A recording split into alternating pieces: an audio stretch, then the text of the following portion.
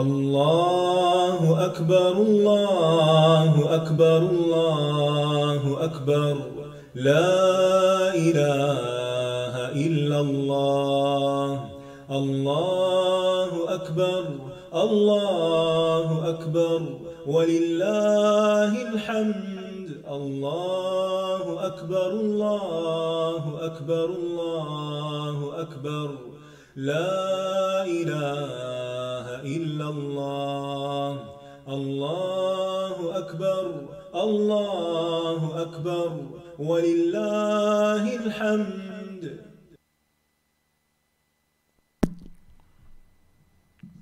السلام علیکم ورحمۃ اللہ وبرکاتہ.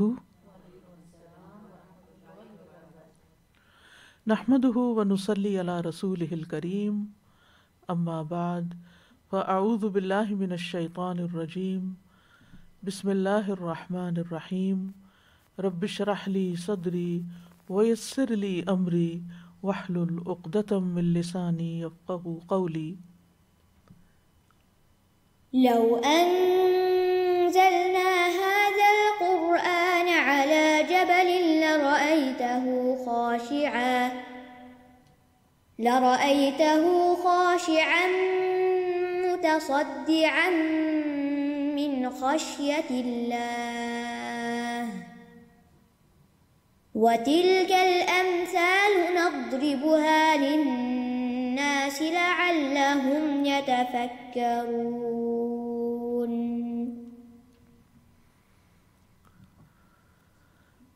امثال القرآن کے سلسلے میں آج ہم علم حاصل کرنے کے بعد گمراہ 178 تک اس کا ذکر کیا گیا ہے. ارشاد باری تعالیٰ ہے وَاتْلُ عَلَيْهِمْ نَبَأَ الَّذِي آتَيْنَاهُ آيَاتِنَا فانسلخ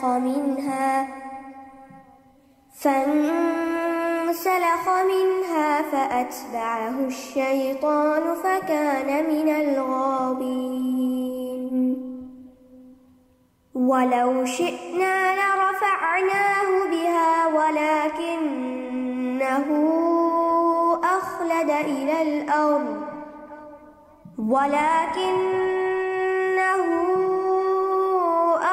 إلى الأرض واتبع هواه فمثله كمثل الكلب إن تهمل عليه يلهث أو تتركه يلهث ذلك مثل القوم الذين كذبوا بآياتنا فاقصص القصص لعلهم يتفكرون.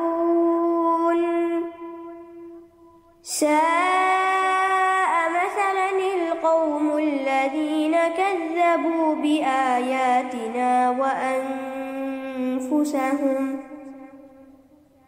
وأنفسهم كانوا يظلمون.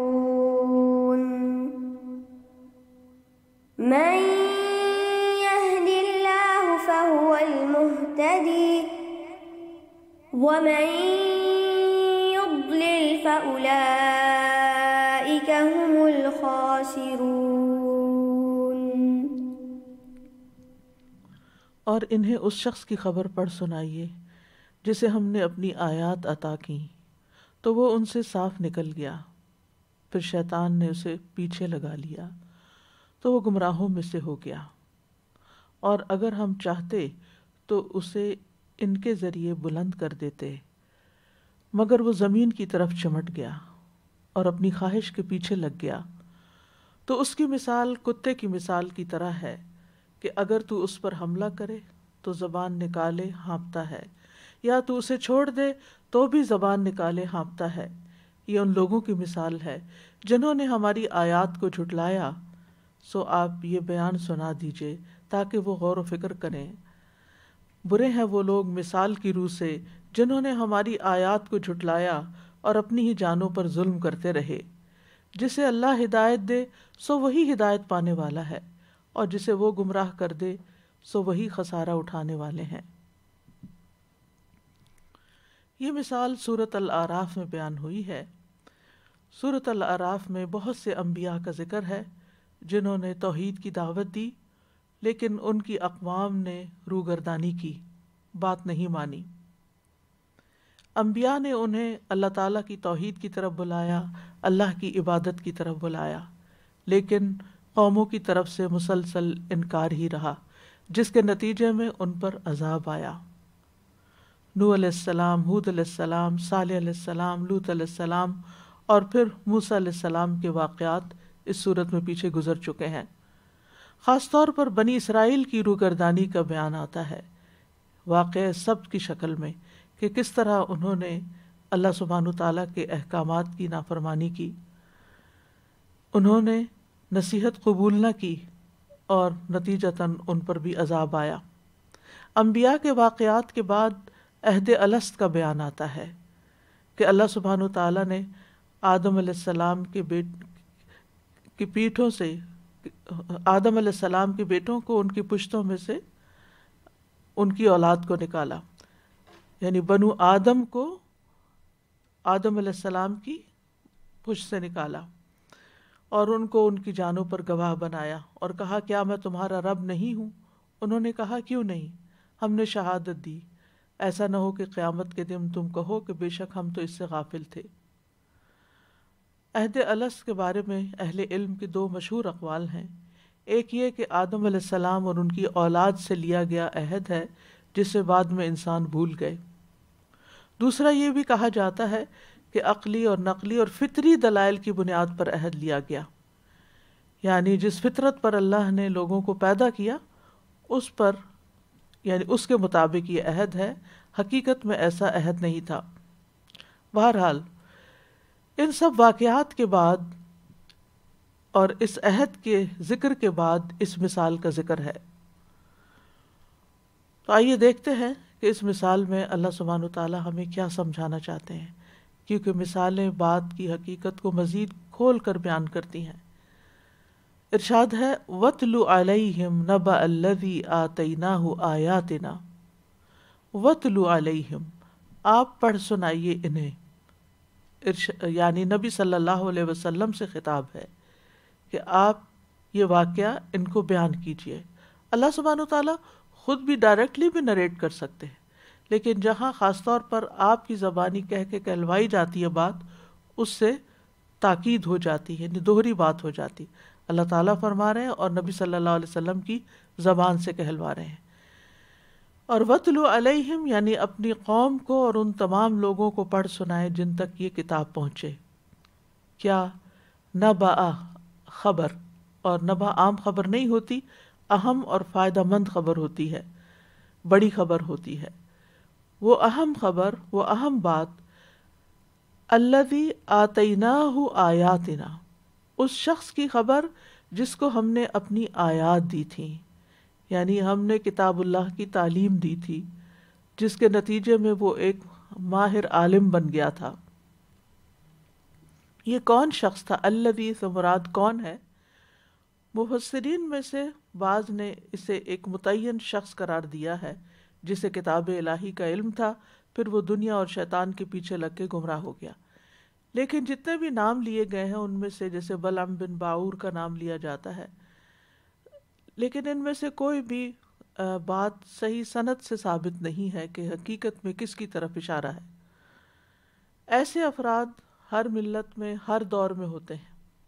اصل بات سبق سیکھنا ہے اس مثال سے، یعنی جس کے اندر بھی یہ صفت پائی جائے گی اس کا یہی حال ہوگا جیسا اس واقعے میں بیان ہوا ہے۔ اور یہاں جو آیات کا لفظ آیا ہے، بعض علماء نے اس سے تکوینی آیات بھی مراد لی ہیں، یعنی قرآنی آیات بھی، کتابی آیات بھی اور تکوینی بھی۔ تکوینی سے مراد کیا ہے کہ جو قدرت کی نشانیاں ہیں، کائنات کی نشانیاں ہیں، اور یہ نشانی ہر چیز کے اندر ہے، اور یہ نشانی اس بات پر دلالت کرتی ہے کہ اللہ ایک ہے۔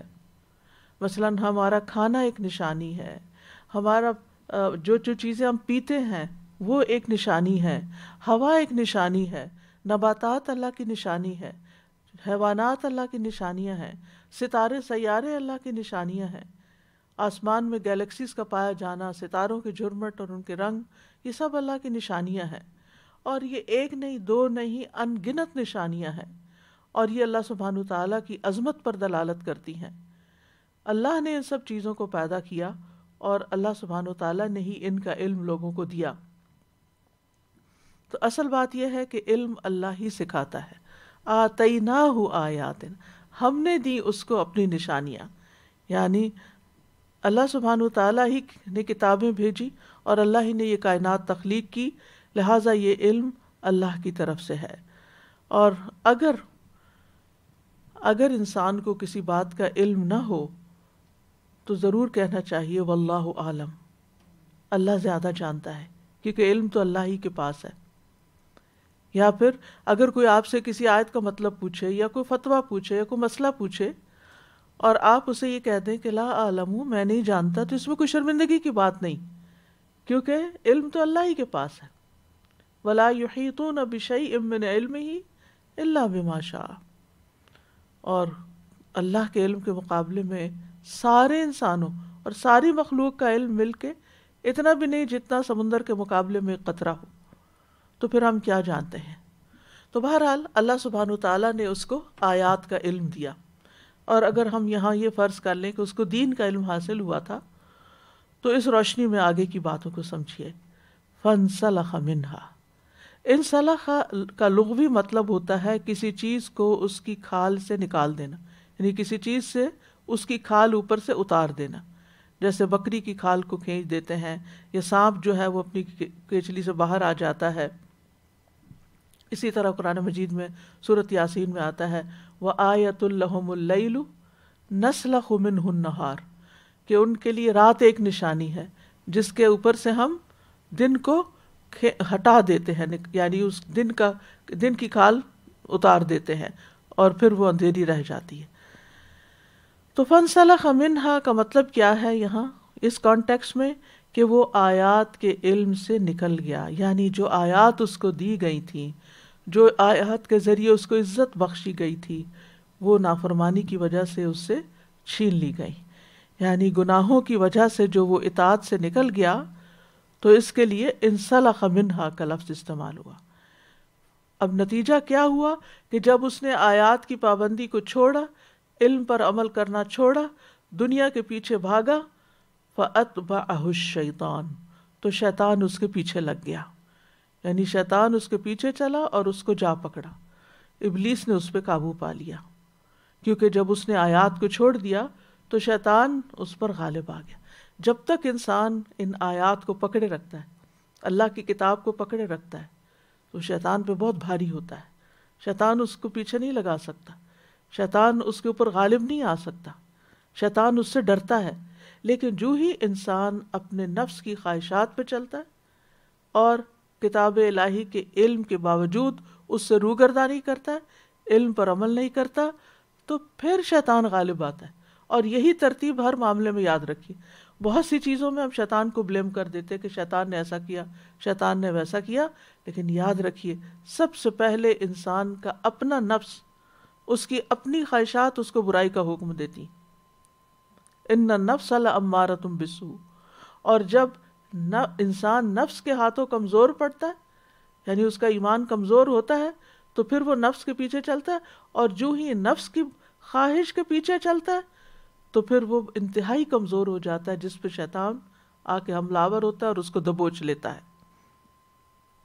اور اس کا ذکر ایک اور آیت میں بھی آتا ہے سورۃ الزخرف کی، وَمَن يَعْشُ عَن ذِكْرِ الرَّحْمَنِ نُقَيِّضْ لَهُ شَيْطَانًا فَهُوَ لَهُ قَرِينٌ وَإِنَّهُمْ لَيَصُدُّونَهُمْ عَنِ السَّبِيلِ وَيَحْسَبُونَ أَنَّهُمْ مُهْتَدُونَ، اور جو شخص رحمان کے ذکر سے آنکھیں بند کر لیتا ہے، ہم اس پر ایک شیطان مسلط کر دیتے ہیں، یعنی جو ہی انسان ذکر کو چھوڑتا ہے، کتاب اللہ کو چھوڑتا ہے، اللہ کی کتاب سے اس کا تعلق نہیں رہتا، تو نتیجہ کیا ہوتا ہے؟ اللہ تعالیٰ اس پر ایک شیطان مسلط کر دیتا ہے، پھر وہ شیطان کا نوالا بن جاتا ہے، شیطان اس پہ اپنے پنجے گاڑ لیتا ہے، یعنی وہ اپنے دشمن کے حوالے ہو جاتا ہے۔ فَهُوَ لَهُ قَرِينٌ، جو اس کا ساتھی بن جاتا ہے، اب وہ اس کے ساتھ ساتھ رہتا ہے، وہ اس کو گائیڈ کرتا ہے، وہ اس کو خیالات دلاتا ہے، وساوس دیتا ہے۔ اور بے شک وہ ضرور انہیں اصل راستے سے روکتے ہیں، یعنی جب شیطان کسی کے پیچھے لگتا ہے تو اس کو وہ سیدھے راستے سے ہٹا دیتا ہے، اور یہ سمجھتے ہیں کہ بے شک وہ سیدھے راستے پہ چلنے والے، کیونکہ وہ کیا سمجھتے ہیں، ہمارے پاس تو کتاب کا علم ہے، حالانکہ وہ کتاب ہی کے علم کی تعویلیں کر کے اپنے نفس کو سیٹسفائی کر رہے ہوتے ہیں۔ ایسے لوگوں کو آپ سمجھا بھی نہیں سکتے، کیونکہ آپ کہتے ہیں یہ تو خود بہت بڑا عالم ہے، یہ تو سب کچھ جانتا ہے، یہ بھلا کیسے بھٹک سکتا ہے، اس کو تو پتہ ہے، ہم کیا بتائیں اس کو، یہ تو جانتا ہی ہے۔ لہٰذا جب وہ نفس کے پیچھے چلتا ہے تو پھر کوئی اور بھی اس کو ہدایت نہیں دے پاتا، اور وہ خود کیا سمجھتا ہے، جو میں کر رہا ہوں وہ ٹھیک ہوں کیونکہ میں تو بہت بڑا علامہ ہوں۔ اسی طرح یہ ہے کہ شیطان انسان کے لیے برائیوں کو مزین کر دیتا ہے۔ ان الذین ارتدوا علی ادبارہم من بعد ما تبین لہم الہدی من بعد ما تبین لہم الہدی الشیطان سول لہم واملی لہم، بے شک جن لوگوں پر ہدایت واضح ہو گئی، سب کچھ سمجھ گئے، پھر اس کے بعد وہ الٹے پاؤں پھر گئے، جان بوجھ کر پھر انجان بنے، شیطان نے ان کے لیے ان کا عمل مزین کر دیا اور انہیں آرزو دلائی کہ تم بڑی زندگی پڑی ہے، بعد میں توبہ کر لینا، ابھی تو بڑا وقت ہے۔ فَكَانَ مِنَ الْغَاوِينَ، تو وہ گمراہوں میں سے ہو گیا۔ غوا رشد کے مقابلے میں ہوتا ہے بگڑ جانا، گمراہ ہو جانا اور نتیجتاً ہلاکت میں جا پہنچنا۔ وَلَوْ شِئْنَا لَرَفَعْنَاهُ بِهَا، اگر ہم چاہتے تو ہم اس کو انہی آیات کی وجہ سے بزرگی عطا کرتے، بلندی عطا کرتے، یعنی ہر چیز اللہ کی مشیت پر ہے۔ اللہ کس کو چاہتا ہے گمراہ جس کو چاہتا ہے گمراہ کرتا ہے، اور جس کو چاہتا ہے ہدایت دیتا ہے۔ اور اللہ سبحانہ و تعالیٰ کی مشیت یا اللہ کا ارادہ جو ہوتا ہے وہ حکمت پر مبنی ہوتا ہے کہ کون کس قابل ہے، کس کو کیا ملنا چاہیے، کس کو کیا دینا چاہیے۔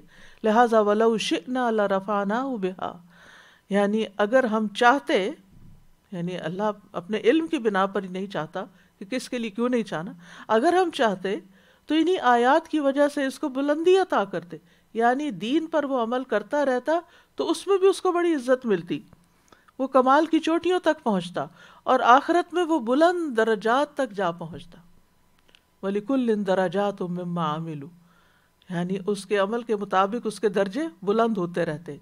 لیکن ہوا کیا، وَلَكِنَّهُ أَخْلَدَ إِلَى الْأَرْضِ، لیکن وہ زمین کے ساتھ چمٹ گیا، زمین کی طرف جھک گیا۔ اخلدہ یعنی اس زمین کی طرف مائل ہو گیا، اس کی طرف اس کا رجحان ہو گیا، وہ اپنی خواہشات کی طرف لپکا اور لذتوں میں اس حد تک آگے بڑھ گیا کہ اس نے اپنی زندگی کا مقصد صرف دنیا حاصل کرنا بنا لیا۔ اور یہ ورسٹ کیس سیناریو ہوتا ہے کہ جب کسی انسان کو اللہ تعالیٰ دین کا علم دے اور وہ علم رکھتے ہوئے، وہ سب کچھ جانتے بوجھتے ہوئے پھر دنیا کے پیچھے بھاگنا شروع کر دے اور دنیا کی لذتوں کو پانا، ہر حرام کام شروع کر دے، یعنی پھر حلال حرام کی پرواہ ہی چھوڑ دے، جائز ناجائز کی تمیز ہی چھوڑ دے۔ تو یہ بدترین مثال ہے۔ وَاتَّبَعَ هَوَاهُ، اور اس نے اپنی خواہشات کی پیروی کی، یعنی اپنی عقل سمجھ دین کے علم سے کوئی فائدہ نہ اٹھایا۔ اس کے پاس جو رب کی وحی، رب کی آیات تھی، ان کی روشنی میں اس نے کچھ نہیں دیکھا، خواہشات نے اس کو اندھا کر دیا، وہ غفلت میں پڑ گیا اور صرف اپنی پسند اور لذت کے کام کرنے اس نے شروع کر دیے۔ تو ایسا شخص، اس کی مثال کیا ہے؟ یہ ہے اصل مثال جس کے لیے اس آیت کا انتخاب کیا گیا ہے۔ فَمَثَلُهُ كَمَثَلِ الْكَلْبِ، تو اس کی مثال یعنی اس کی حالت كَمَثَلِ الْكَلْبِ، کتے کی حالت کی طرح ہے۔ پھر ایسا شخص خواہشات کا کتا بن گیا، یعنی اس کی مناسبت کتے کے ساتھ ہوئی کہ جیسے کتے کی عادت ہوتی، جیسے کتے کے اندر خواہشات زیادہ ہوتی ہیں، بس اس کا بھی کچھ حال ویسا ہی ہوگا۔ یعنی ایسا عالم ایک طرح سے خواہشات پہ چلنے کی وجہ سے کتے کی طرح بن گیا۔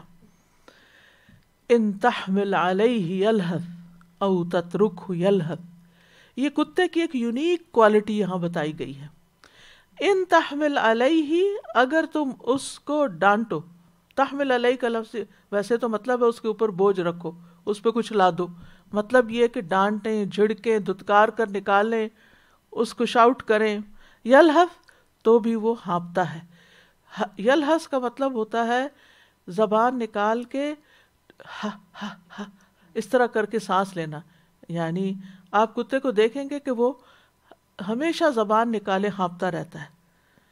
عام طور پر جانوروں کا معمول کیا ہوتا ہے کہ وہ جب تھک جاتے ہیں یا شدید پیاس کی حالت میں ہوتے ہیں تو اس وقت وہ ہانپتے ہیں، لیکن کتا جو ہے وہ ہر حال میں ہی ہانپتا ہے. اور اس کے بارے میں ایک حیران کن تحقیق بھی ہوئی ہے کہ علماء نے جب اس آیت کو قرآن مجید میں پڑھا اور اس مثال کو دیکھا تو پھر کتے کے ہانپنے پر تحقیق شروع کر دی.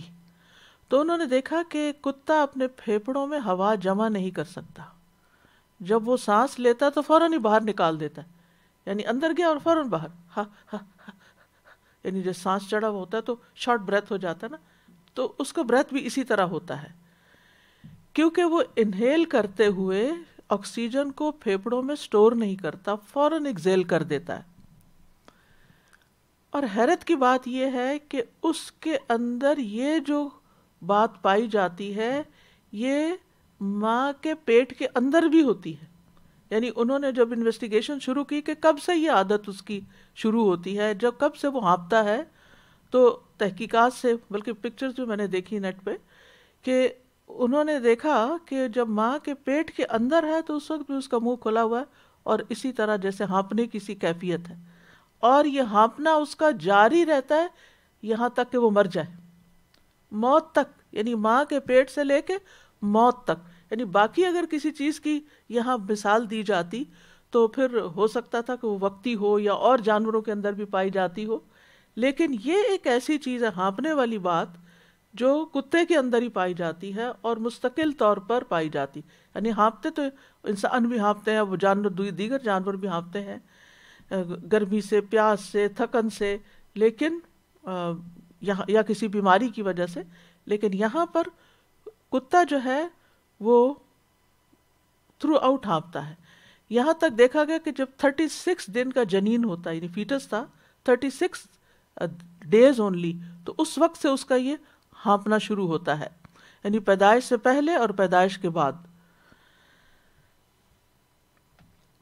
انسانوں پر آپ دیکھیے کہ کیسی کیسی اللہ کی رحمتیں ہیں کہ اللہ نے ہمارے پھیپھڑے ایسے بنائے ہیں کہ ہم جب سانس لیتے ہیں تو سارا سانس ایک دم باہر نہیں چلا جاتا واپس ایکسیل کرتے ہوئے، بلکہ کچھ اندر بھی آکسیجن رہ جاتی ہے، جس کی وجہ سے ہم دیر تک بات بھی کر سکتے ہیں. خاص طور پر قرآن کی آیات کی تلاوت جو ہے اس میں لمبا سانس جو ہے وہ فائدہ دیتا ہے.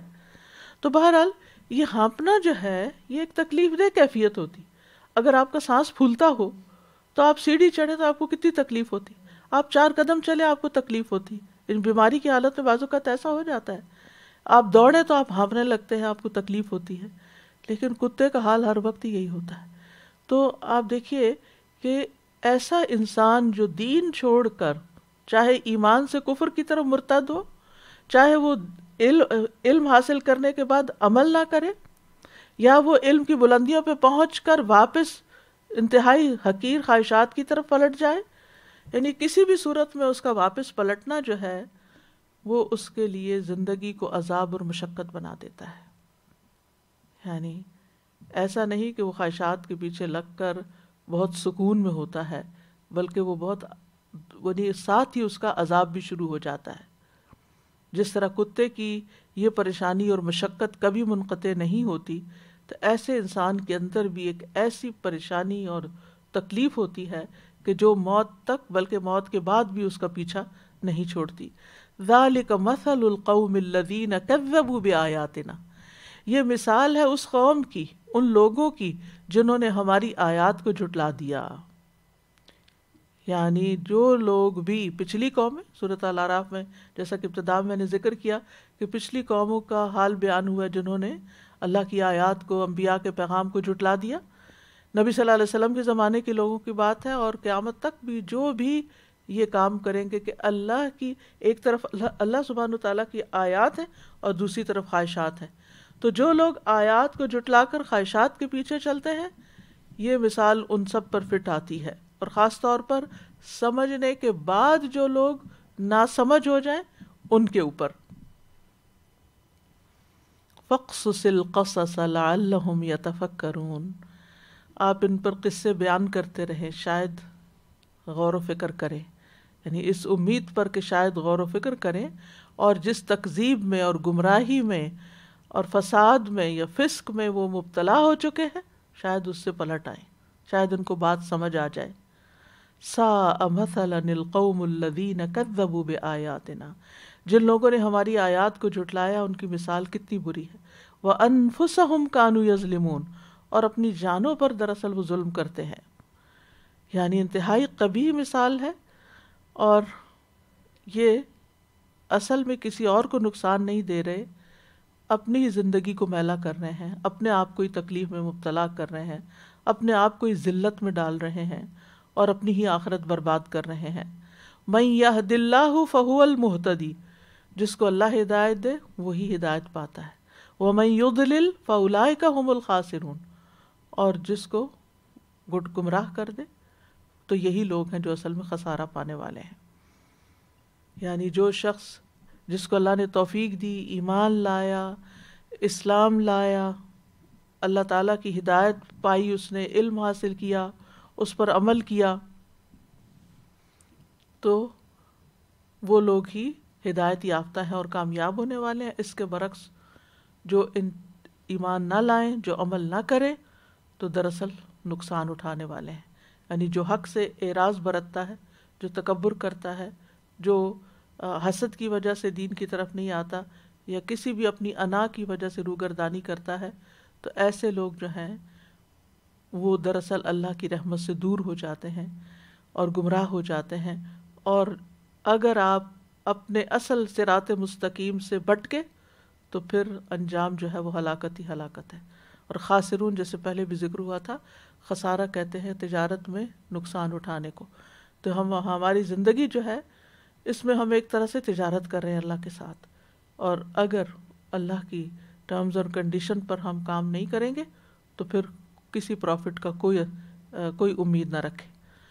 تو بہرحال یہ ایک مثال ہے، اجمالی طور پر یعنی خلاصتاً آپ یوں کہہ سکتے ہیں کہ ایک ایسے شخص کی مثال ہے، ایک ایسے علم والے کی مثال ہے جو دنیا پرست اور حرص اور طمع میں گرفتار ہے۔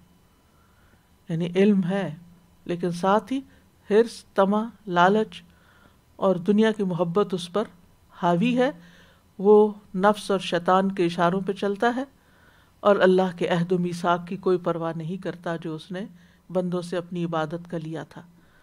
تو نبی صلی اللہ علیہ وسلم کو بطور عبرت ایسے شخص کی مثال بیان کرنے کا حکم دیا گیا کہ آپ لوگوں کو سمجھانے کے لیے مثال بتائیے۔ اور یہ بھی اس آیت سے یہ پتہ چلتا ہے کہ جب کوئی شخص علم حاصل کرتا ہے تو اس کا درجہ بلند ہوتا ہے۔ والذین اوتوا العلم درجات، لیکن جب کوئی شخص اس علم کی قدر نہیں کرتا، اس علم کو ریگارڈ نہیں دیتا، اس پر عمل نہیں کرتا، تو پھر وہ دنیا میں بھی ذلیل و خوار ہو جاتا ہے۔ اخلد الی الارض، وہ نیچے جھک جاتا ہے، بلندی کی بجائے پستی کی طرف مائل ہو جاتا ہے۔ خواہشات کے لیے لفظ ہوا استعمال ہوتا ہے نا، اور ہوا ہوتا ہے بلندی سے گرنا، یعنی علم بلندی عطا کرتا ہے، جو عالم خواہش پہ چلے وہ نیچے گر جاتا ہے، ذلیل و رسوا ہو جاتا ہے۔ اور اس ذلت اور حقارت کی مثال پھر کتے کی طرح ہے کہ اس پر کوئی بوجھ ڈالے یا اس کو کوئی ڈانٹے تو اپنی زبان باہر نکال دیتا ہے، اس کو چھوڑ دے تب بھی وہ نکالے رکھتا ہے۔ یعنی کتا دونوں حالتوں میں ایک ہی طرح ہے، کسی حال میں اپنی عادت نہیں چھوڑتا، وہ اپنی عادت سے مجبور ہے۔ یعنی باقی جانور جو ہیں پیاسے ہیں تو پیاس جب ختم ہو جائے گی تو ہانپنا بند کر دیں گے، لیکن کتا جو ہے وہ کبھی بھی اس سے باز نہیں آتا۔ تو دنیا پرست عالم کا بھی یہی حال ہوتا ہے کہ دنیا کی حرص، لالچ اور طمع کی وجہ سے اس کی زبان ہر وقت لٹکی رہتی ہے اور وہ بدحواسی اور پریشانی میں ہانپتا رہتا ہے، اضطراب میں مبتلا رہتا ہے، اور لوگوں کی نظروں میں بھی اس کا مقام گر جاتا ہے۔ تو آپ دیکھیے کہ پھر ایسا شخص جو ہے یعنی کتا، اگرچہ کتا کچھ فائدے کے کام بھی کتا کرتا ہے، لیکن اوورآل کتے کا جو ایک امیج ہے ہمارے دین کے اندر وہ کچھ پسندیدہ نہیں، یعنی اس کی لالچ کی وجہ سے یا اس کے نفس کی کچھ خباثتوں کی وجہ سے، تو اسی سے دراصل مثال دی گئی ہے۔ عبد الرحمن سعدی کہتے ہیں کہ یہ شخص جس کو اللہ نے اپنی آیات دی، ہو سکتا ہے اس سے مراد کوئی خاص آدمی ہو اور اس سے یہ سب کچھ سرزد ہوا ہو جس کو اللہ نے بیان کیا، تو اللہ نے بندوں کو تنبیہ کرنے کے لیے اس کا واقعہ بیان کر دیا، اور یہ بھی ممکن ہے کہ اس میں جنس مراد ہو اور اس میں ہر وہ شخص شامل ہو جس کو اللہ نے اپنی آیات کا علم دیا ہو اور وہ اس علم سے نکل جائے۔ مقصد یہ ہے کہ ہر اس شخص کی حالت سے عبرت حاصل کی جائے جو بھی اس حالت سے متصف ہے، یعنی جس بھی انسان کا یہ حال ہے اس سے عبرت پکڑنی چاہیے اور اس کے نقش قدم پہ نہیں چلنا چاہیے۔ یعنی جسے بھی اللہ ہدایت کا علم دے اور وہ قبول نہ کرے، اس پر عمل نہ کرے اور دنیا کے پیچھے دوڑنا شروع کر دے، تو اس کے اوپر یہ مثال فٹ آتی ہے۔ اسی طرح مجاہد کہتے ہیں یہ اس آدمی کی مثال ہے جس کو کتاب دی گئی لیکن اس نے اس پر عمل نہیں کیا۔ امام قرطبی کہتے ہیں اپنی تفسیر میں کہ اکثر اہل علم کے نزدیک یہ مثال ہر اس شخص کے لیے عام ہے جس کو قرآن کا علم دیا جاتا ہے لیکن وہ اس پر عمل نہیں کرتا۔ یہ ہر طالب قرآن کے لیے، قرآن کے طالب علم اور قرآن کے عالم کے لیے ہے۔ یعنی وہ کہتے ہیں جو بھی قرآن حفظ کرتا ہے یا قرآن کا علم سیکھتا ہے، مثلا تجوید، قرات، تفسیر وغیرہ، پھر اس پر عمل نہیں کرتا، پھر اس کی حرکتیں بالکل ویسی ہیں جیسے کسی جاہل انسان کی ہوں، اور اس کی خواہشات اور اس کے انداز وہی ہیں جو کسی لا علم انسان کے ہوں، تو وہ سب اس مثال میں داخل ہیں۔ یہ سب انہی کے بارے میں بات کی گئی ہے۔ ابن عباس کہتے ہیں کہ یہ وہ شخص ہے کہ اگر آپ اس پر حکمت کا بوجھ لاد دیں تو وہ اس کو اٹھائے گا نہیں، اگر آپ اس کو چھوڑ دیں تو وہ بھلائی کی طرف رہنمائی نہیں پائے گا۔ جیسے کہ کتا ہے، اگر وہ پاؤں میں دم ڈالے آرام سے بیٹھا ہوتا ہے تو بھی ہانپتا ہے، جب اسے بھگایا جاتا ہے تو بھی ہانپتا ہے، یعنی دونوں صورتوں میں اس کا حال ایک ہی ہے کہ آپ اس کو نصیحت کریں نہ کریں برابر ہے۔ حسن بصری کہتے ہیں اس سے مراد منافق ہے، یعنی اب یہ مختلف علماء کی رائے ہے کہ یہ کس کی مثال بیان ہوئی ہے، تو وہ کہتے ہیں کہ اس سے مراد منافق ہے جو حق پر قائم اور ثابت نہیں رہتا، اس کو دعوت دی جائے یا نہ دی جائے، اس کو نصیحت کی جائے یا نہ کی جائے، اس کے لیے برابر ہے، جیسے کتا ہوتا ہے، اس کو دھتکارا جاتا ہے تو بھی ہانپتا ہے، چھوڑا جاتا ہے تو بھی ہانپتا ہے۔ پھر اسی طرح یہ بھی کہا گیا، ایک قول یہ بھی ہے کہ ہر وہ شخص جو حسد تکبر کی بنا پہ سچائی ماننے سے انکار کر دے وہ بھی اس کا مصداق ہے، یعنی بجائے اس کے کہ جب اس کے پاس ہدایت آئی اسے قبول کر کے اللہ تعالیٰ کا احسان مند ہوتا، اس کے برعکس اس نے اس کو ریجیکٹ کر دیا۔ ابن قیم کہتے ہیں پس وہ شخص جس کو اللہ نے اپنی کتاب دی اور اس کو اس کا وہ علم دیا جس علم سے دوسروں کو محروم رکھا، یعنی سب کو نہیں ملا، اس کو ملا تھا، لیکن اس نے اپنی خواہش کی پیروی کی اور اللہ کی ناراضگی کو اس کے غصے پر ترجیح دی اور اپنی دنیا کو اپنی آخرت پر ترجیح دی، یعنی اپنی خواہشات پر اللہ کی ناراضگی کو ترجیح دی، یعنی چاہے اللہ تعالیٰ ناراض ہوتا ہے یہ جو بھی، کوئی فرق نہیں پڑتا، اپنی دنیا کو آخرت پر ترجیح دی، مخلوق کو خالق پر ترجیح دی، مخلوق کو، بندوں کو خالق پر ترجیح دی، یعنی بندوں کے پیچھے لگ کے بندوں کی محبت میں گرفتار ہو کے اللہ کے احکامات کو پس پش ڈال دیا، تو اللہ نے ایسے آدمی کو کتے کے ساتھ تشبیہ دی ہے۔ تو ہر خواہش پرست عالم کے لیے اس میں نصیحت ہے۔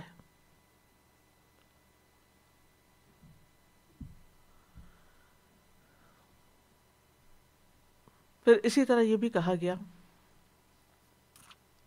کہ نبی صلی اللہ علیہ وسلم کے زمانے میں بھی کچھ لوگ ایسے تھے کہ جنہوں نے قرآن سنا، علم والے تھے، جیسے ولید بن مغیرہ، سمجھ گیا، بات کی تہہ تک پہنچ گیا. اس نے کہا تھا کہ اس قرآن کی لذت اور ایک لذت اور شیرینی ہے. یہ ولید بن مغیرہ کے الفاظ کا ترجمہ ہے. اس میں تازگی اور رونق ہے، اس کی چوٹی پھل دیتی ہے، اس کا نچلا حصہ سرسبز و شاداب ہے، یہ بلند ہوتا ہے اور اس پر کوئی چیز غالب نہیں آ سکتی. لیکن پھر ایمان لانے سے رک گیا، سمجھ کے، جان بوجھ کے. اس کے برعکس جبیر بن مطعم جب مدینہ میں داخل ہوئے، مسلمان نہیں ہوئے تھے. وہ کہتے ہیں میں نے نبی صلی اللہ علیہ وسلم کو مغرب کی نماز میں سورۃ طور کی تلاوت کرتے ہوئے سنا، تو میں بہت غور سے ان آیات کو سنتا گیا.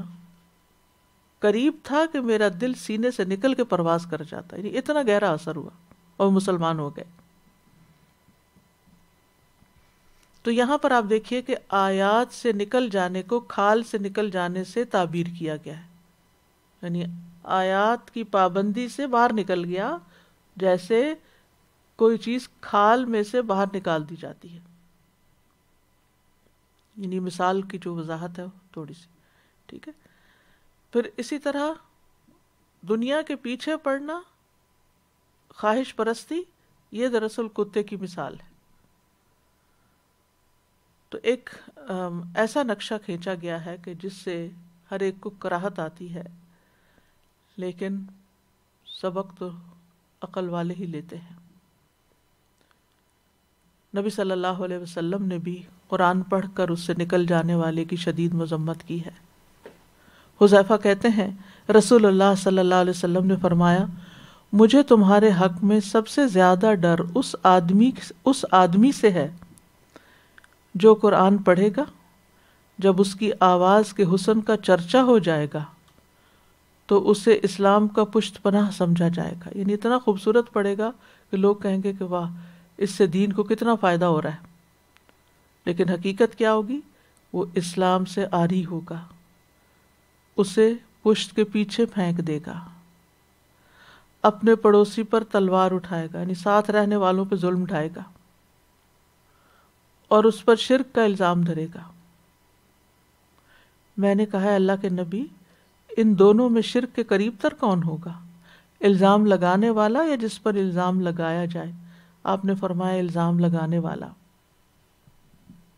یعنی مطلب یہ ہے کہ جو کسی کو مشرک کہے گا، جو کسی کو کافر کہے گا، تو دراصل اس کے اپنے اندر خرابی ہے. تو یہ جو بات ہے کہ آیات کو پڑھ کے سمجھ کے چھوڑ دینا اور پھر دنیاوی اموال کے پیچھے لگ جانا، یہ کوئی معمولی جرم نہیں.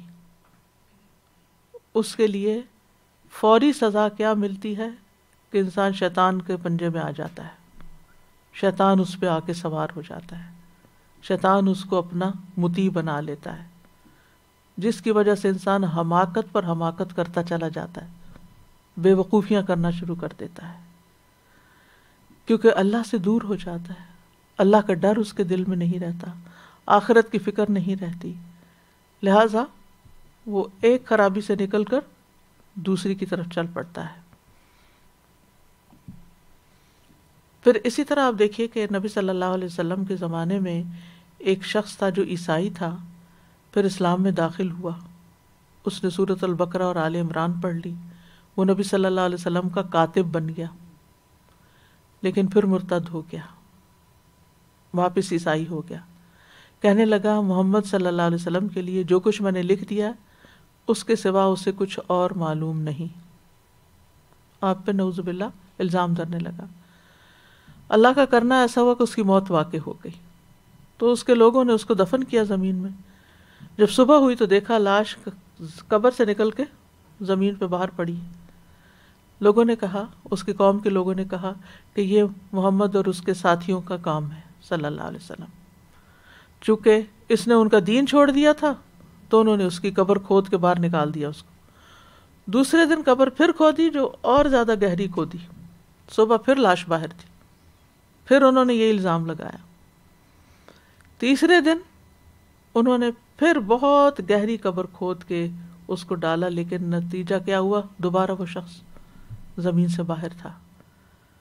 اب انہیں یقین آیا کہ یہ کسی انسان کا کام نہیں ہے، لہٰذا انہوں نے اس کو یوں ہی زمین پہ چھوڑ دیا کہ آ کے درندے اس کو کھا جائیں۔ تو یہ دنیا میں اس کا انجام ہوا جس نے قرآن کی آیات کا علم حاصل کرنے کے بعد ان کو چھوڑ دیا۔ تو یہ دنیاوی سزا ہے، یعنی ایک تو شیطان غالب آ جاتا ہے، شیطان کا نوالا انسان بن جاتا ہے، دوسرا یہ ہے کہ دنیا میں بھی ذلت ہوتی ہے انسان کی، اللہ تعالیٰ دنیا والوں کے لیے بھی اس کو نمونہ عبرت بنا دیتا ہے۔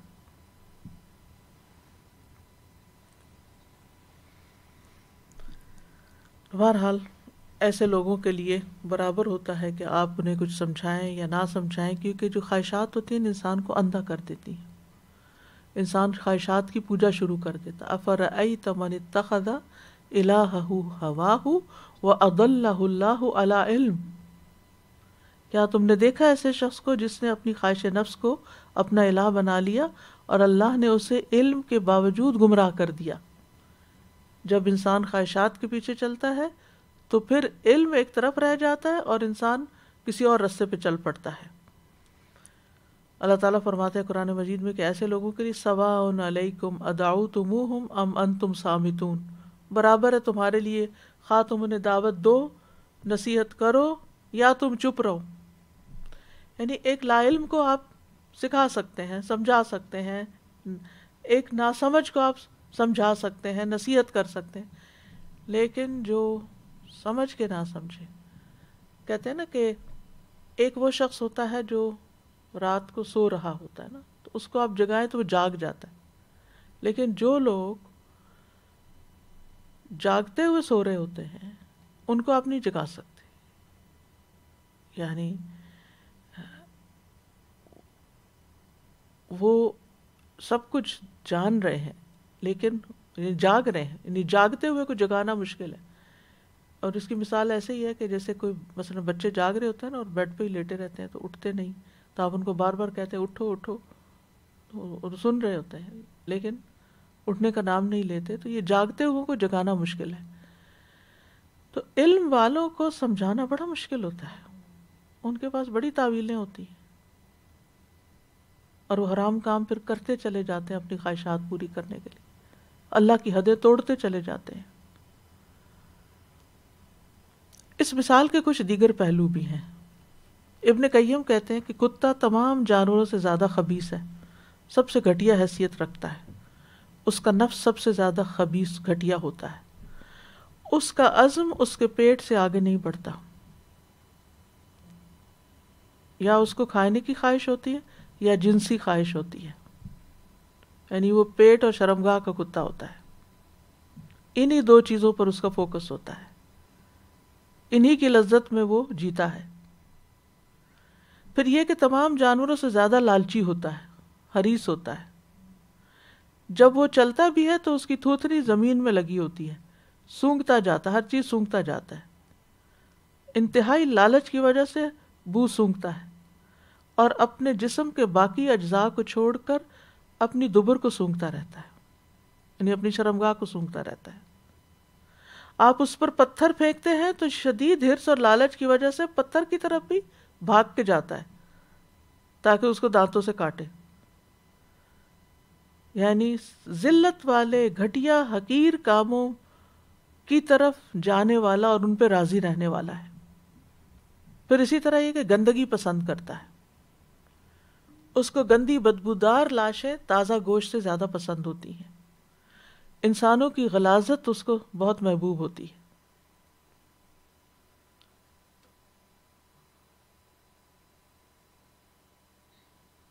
ہر حال میں بھونکتا ہے اور ہر حال میں ہانپتا ہے، کھڑا ہو، بیٹھا ہو، چل رہا ہو، رکا ہوا ہو، اس کا ہانپنا ختم نہیں ہوتا،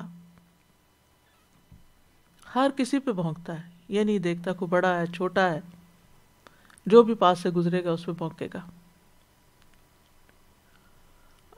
اور جب وہ اس بات کا سوچتا بھی ہے کہ کوئی اس کے ساتھ کسی چیز میں مثلا کوئی چیز کھا رہا ہو اور اگر کوئی اور آئے تو اس پہ بھی بھونکے گا، کسی کو اپنے کھانے میں شریک نہیں ہونے دے گا۔ تو اسی طرح علم کے باوجود جو دنیا کو ترجیح دیتے ہیں ان کے اندر بھی ایسی ہی چیزیں پیدا ہو جاتی ہیں.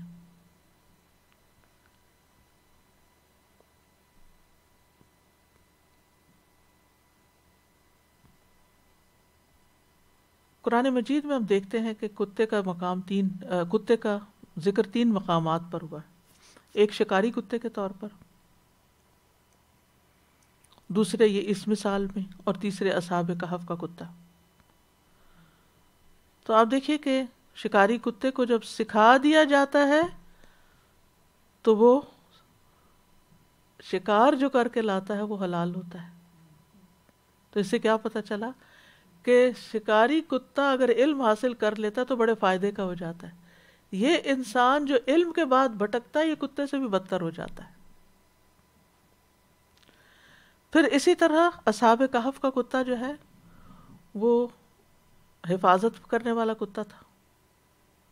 ذرا یعنی ان کے ساتھ جو گیا تھا وہ دروازے پہ بیٹھا ہوا تھا اور ان کی حفاظت کر رہا تھا.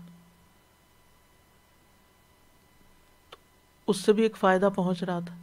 لیکن جو شخص دین کی طرف آ کے پلٹتا ہے وہ اپنے اوپر سے حفاظت کی ساری چیز اتار دیتا ہے اور اللہ کی حدود کی کوئی حفاظت نہیں کرتا. کتا ایک وفادار جانور ہوتا ہے لیکن ایسا شخص جو ہے انتہائی بے وفا ہوتا ہے جو اللہ کے دین کے ساتھ بے وفائی کرتا ہے.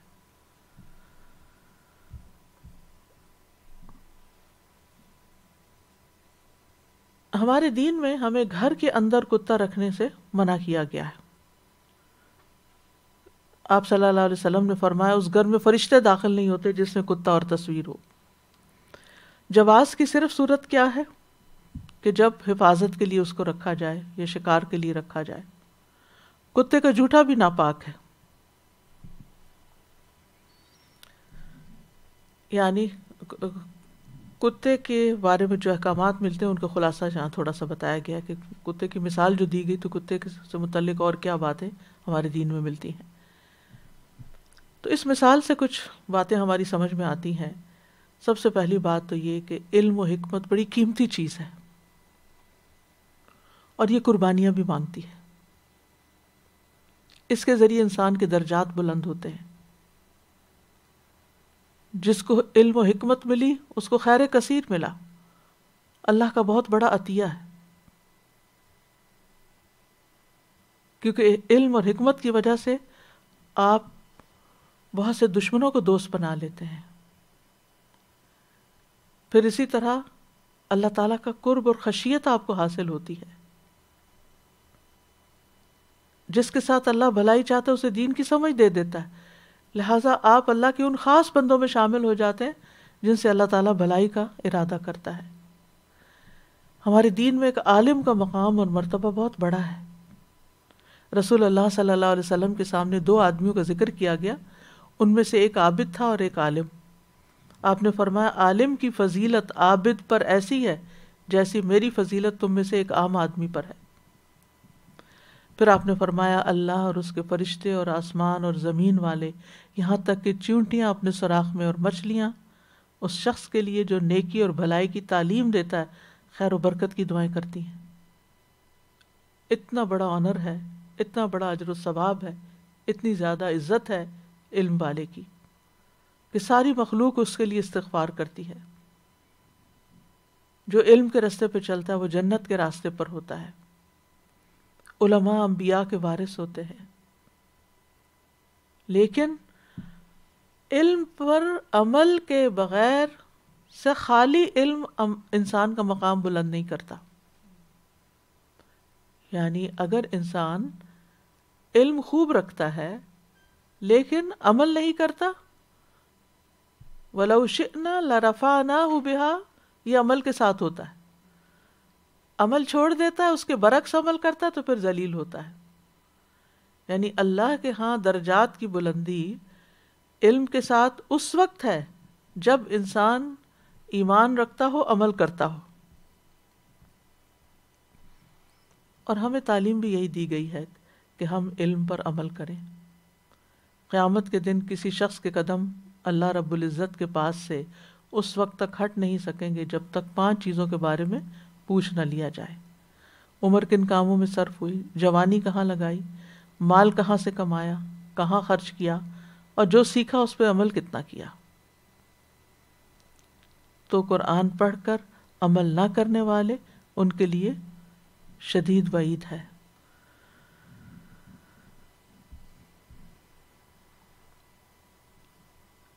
اور نہ صرف یہ کہ یہ آخرت سے متعلق ہے، دنیا سے متعلق بھی ہے۔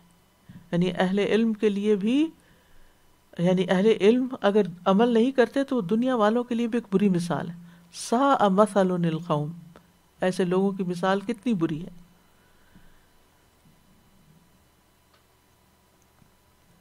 علماء کے لیے یہ آیت شدید ترین آیتوں میں سے ہے۔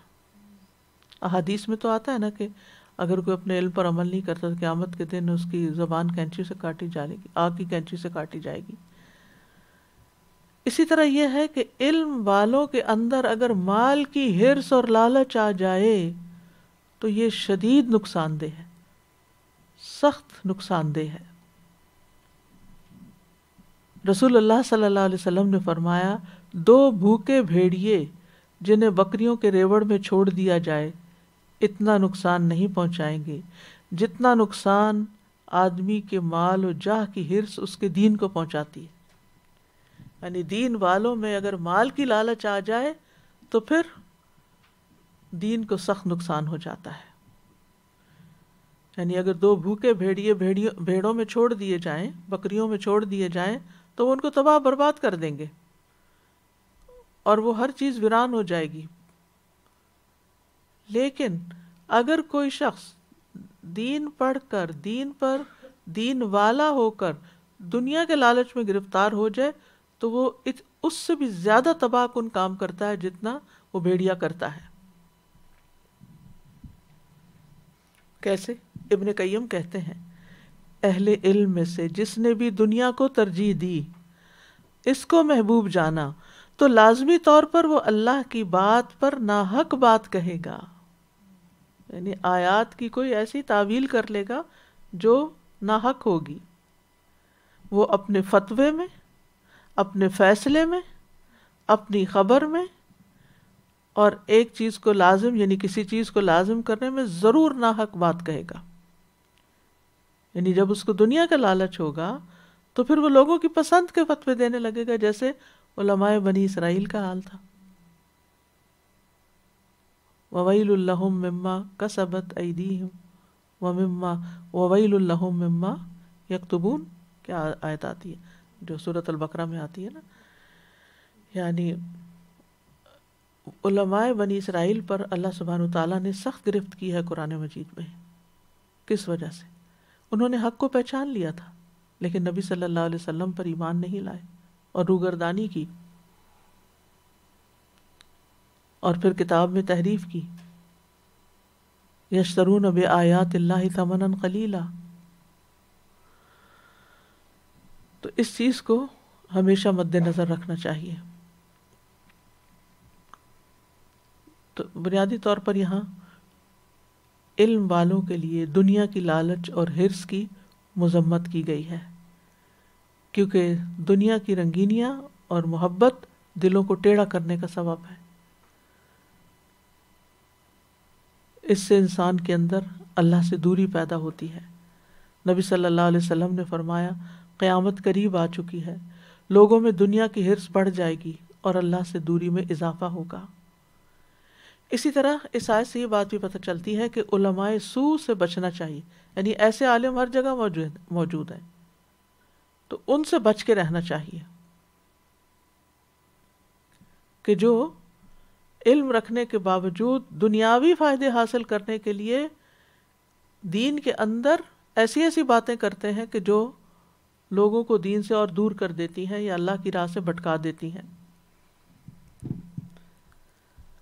کیونکہ ایسے عالموں کے پیچھے پھر شیطان لگ جاتا ہے، اور شیطان ان کو تو گمراہ کرتا ہی ہے، ان کے ذریعے ایک بڑی مخلوق کو بھی گمراہ کر دیتا ہے۔ اور اہم بات سیکھنے کی یہ ہے اس میں کہ خواہشات کی پیروی سے ہر ایک کو ہی بچنا چاہیے۔ وَأَمَّا مَنْ خَافَ مَقَامَ رَبِّهِ وَنَهَى النَّفْسَ عَنِ الْهَوَىٰ فَإِنَّ الْجَنَّةَ هِيَ الْمَأْوَىٰ۔ رہا وہ شخص جو اپنے رب کے سامنے کھڑے ہونے سے ڈر گیا اور اس نے نفس کو خواہش سے روک لیا تو بے شک جنت ہی اس کا ٹھکانہ ہے۔ اس کے برعکس فَأَمَّا مَنْ طَغَىٰ وَآثَرَ الْحَيَاةَ الدُّنْيَا فَإِنَّ الْجَحِيمَ هِيَ الْمَأْوَىٰ، جو حد سے بڑھ گیا، اس نے دنیا کی زندگی کو ترجیح دی، یعنی آخرت کے مقابلے میں، حلال کے مقابلے میں حرام کی طرف چلا گیا، یقینی بات کو چھوڑ کے شک میں مبتلا ہو گیا، تو پھر ایسی صورت میں جہنم ہی اس کا ٹھکانہ ہے۔ خواہش پرستی جو ہے وہ انسان کو گمراہی کی طرف لے جاتی ہے۔ داؤد علیہ السلام کو اللہ تعالیٰ نے فرمایا تھا وَلَا تَتَّبِعِ الْهَوَىٰ فَيُضِلَّكَ عَنْ سَبِيلِ اللَّهِ، خواہش نفس کی پیروی نہ کرنا ورنہ یہ بات تمہیں اللہ کی راہ سے بہکا دے گی۔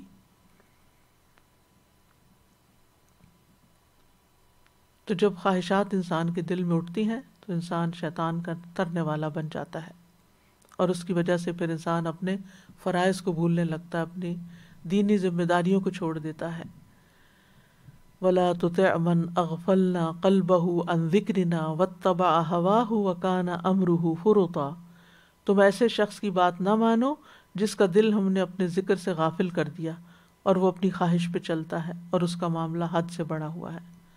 تو اب کرنے کے کام یہ ہے کہ علم حاصل کرنے کے بعد اس کے اوپر بعد کیا ساتھ ساتھ ہی عمل کرنا چاہیے، عمل کے طریقے بھی سیکھنے چاہیے، یعنی جو بھی علم سیکھیں خصوصاً اللہ کی آیات کا علم تو اس پر عمل کرنا لازم ہے۔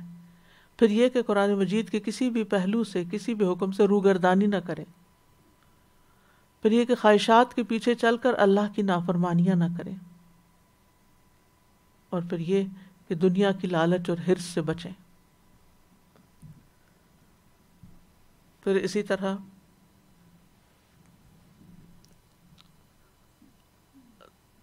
کوئی بھی چیز جو انسان کو دنیا کی محبت دلانے والی ہو اس چیز سے بچ کر رہیں۔ اگر کوئی ہمارے دین کی اور علم کی تعریف کرے تو اس پر بھی اپنا محاسبہ کریں۔ ابو بکر رضی اللہ عنہ کے بارے میں آتا ہے کہ جب ان کی کوئی اس طرح کی تعریف کرتا تھا تو کہتے تھے اللہم لا تؤاخذنی بما یقولون واغفر لی ما لا یعلمون۔ تو اللہ تعالیٰ سے ہم دعا کرتے ہیں کہ اللہ تعالیٰ ہدایت کے بعد ہمارے دلوں کو نہ پلٹائے۔ ربنا لا تزغ قلوبنا بعد اذ ہدیتنا وہب لنا من لدنک رحمہ انک انت الوہاب یا مقلب القلوب ثبت قلبی علی دینک اللہم مصرف القلوب صرف قلوبنا علی طاعتک فاطر السماوات والارض انت ولی فی الدنیا والآخرہ توفنی مسلما والحقنی بالصالحین۔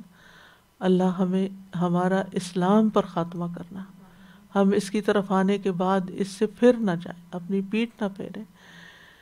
یا اللہ ہمیں نیک لوگوں میں شامل کر لینا۔ اللہم توفنا مسلمین واحینا مسلمین والحقنا بالصالحین غیر خزایا ولا مفتونین۔ اے اللہ ہمیں اسلام کی حالت میں موت عطا فرمانا، اسلام کی حالت میں زندہ رکھنا اور نیک لوگوں میں شامل فرمانا کہ ہم نہ رسوا ہوں اور نہ ہی کسی فتنے کا شکار ہوں۔ اللہ ہمیں اپنی اطاعت پر ثابت قدمی عطا فرما۔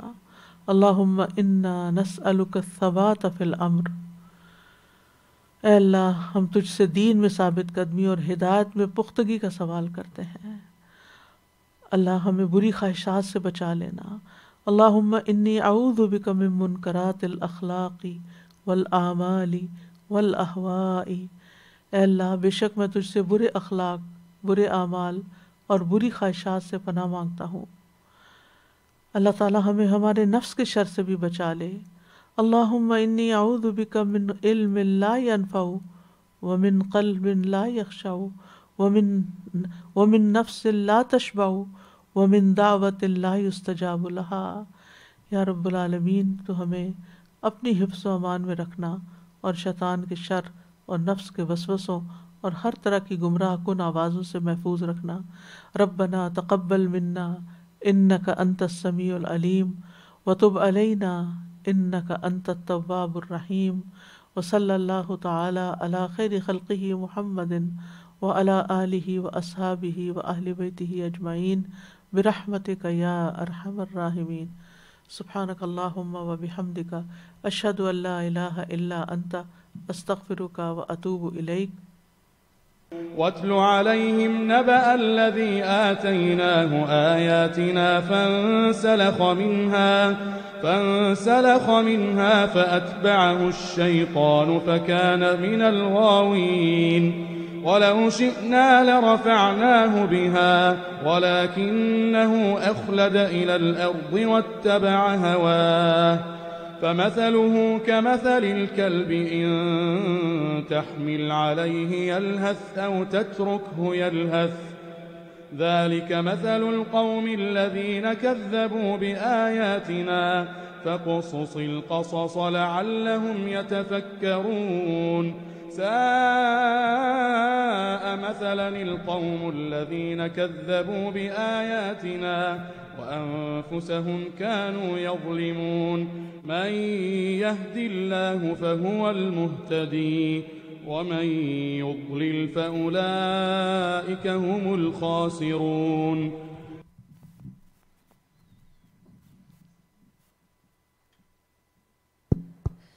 جی السلام علیکم ورحمۃ اللہ وبرکاتہ. استاذہ یہ جو انسلخہ کا آپ نے مطلب بتایا نا کہ کبھی کسی چیز کی کھال کہیں سے کھال اتر جاتی ہے تو کتنا اس کو دیکھ کے کراہت آتی ہے اور وہ چیز غیر محفوظ بھی ہو جاتی ہے, وہ جگہ غیر محفوظ ہو جاتی ہے اور بڑی جلدی اس پہ جرمز آ جاتے ہیں.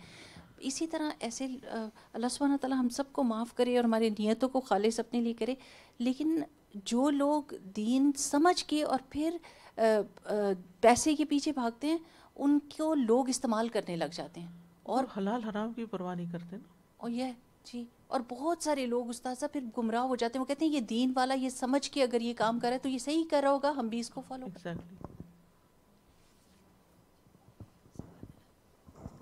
سبحان اللہ. استاذہ جی اتنے دن سے وہ انفاق کی بات ہو رہی تھی اور اب ایک دم سے آگ کہ آج ہرس دنیا کی اور وہ دنیا کے پیچھے بھاگنے والا, تو پھر کتنی گھٹیا ترین جس کو کہنا چاہیے مثال پھر اللہ سبحانہ تعالیٰ نے دے دی. اور اس کی کوالٹیز بھی جو گن رہے تھے ہم, اللہ تعالیٰ معاف کرے محفوظ رکھے ہمیں. اور یہ جو بات ہے نا استاذہ جی کہ پھر شیطان ساتھی بن جاتا ہے, تو میرے ذہن میں چھوٹی سی ایک مثال آ رہی تھی. کبھی افطاری کے بعد آپ ذرا سی سستی کرتے ہو عشاء نہ پڑھنے کی, اچھا تھوڑی ڈیلے کر کے پڑھ لیتے تھوڑی, تو پھر کتنا غالب آ جاتا ہے شیطان آپ پہ, ذرا سا آپ ادھر سے ادھر ہو. اور کہاں یہ کہ اتنی بڑی بات کہ پھر آپ علم جانتے ہوئے پھر آپ دنیا کے پیچھے چلے جائیں.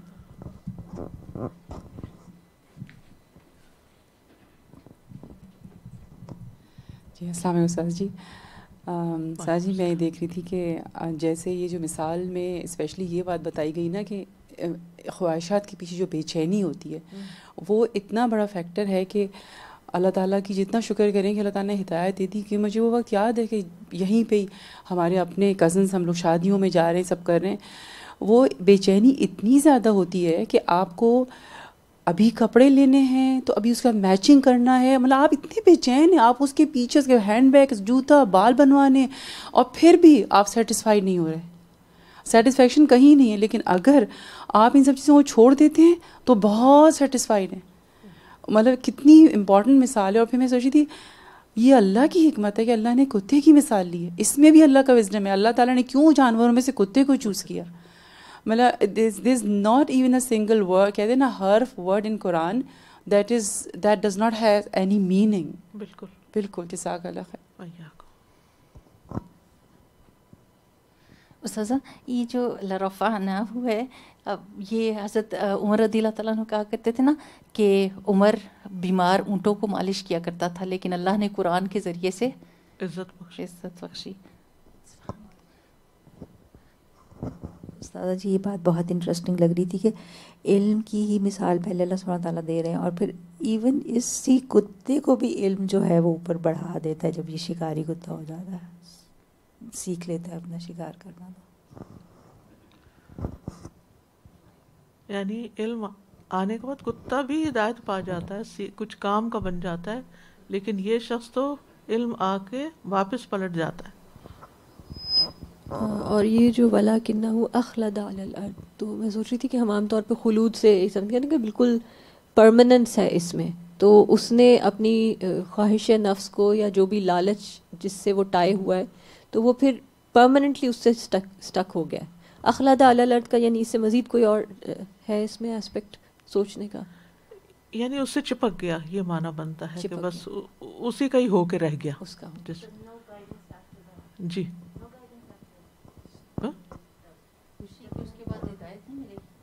نہیں، پھر اس کو ہدایت نہیں ملتی، کیونکہ جو ہدایت، کیونکہ وہ پھر سمجھنے کی یا پلٹنے کی صلاحیت ہی کھو بیٹھتا ہے، کیونکہ وہ کہتا ہے مجھے تو سب پتہ ہے، یہ بھی جائز ہے، یہ بھی جائز ہے، یہ بھی جائز ہے، جو میں کر رہا ہوں وہ ٹھیک ہے، اس کے بہانے ڈھونڈ لیتا ہے.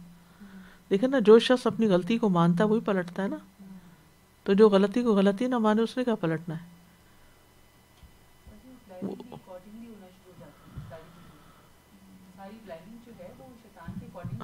جی ہاں، بالکل بالکل.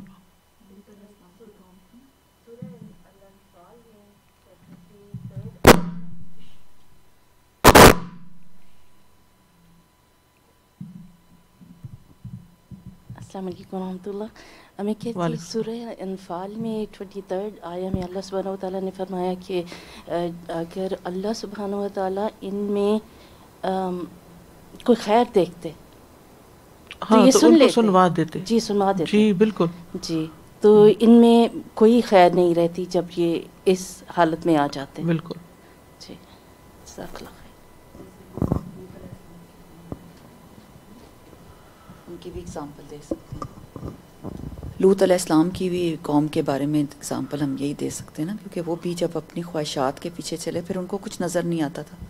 لوط علیہ السلام نے کہا میری بیٹیاں، بالکل میری بیٹیاں لے لو، میری قوم کی بیٹیاں، میری بیٹیاں، نکاح کرو، لیکن انہیں کچھ نظر نہیں آتا تھا اس وقت. بالکل. تو پھر آخر میں پھر عذاب بھی آیا.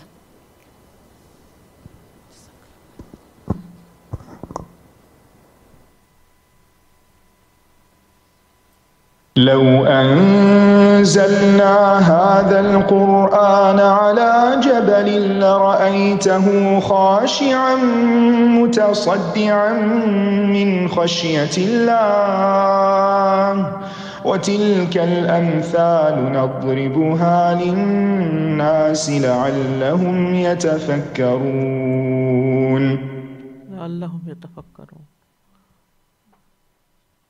اللهم صل على محمد وعلى آل محمد كما صليت على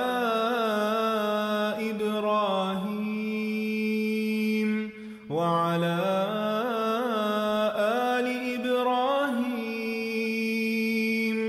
إنك حميد مجيد. اللهم بارك على محمد وعلى آل محمد كما باركت على إبراهيم وعلى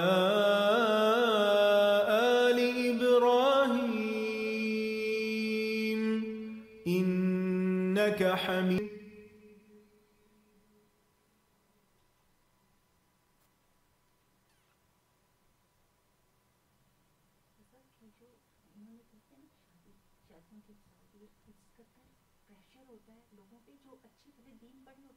مجبور ہو جاتے ہیں. ایک شادی پہ میں گئی اور وہ جو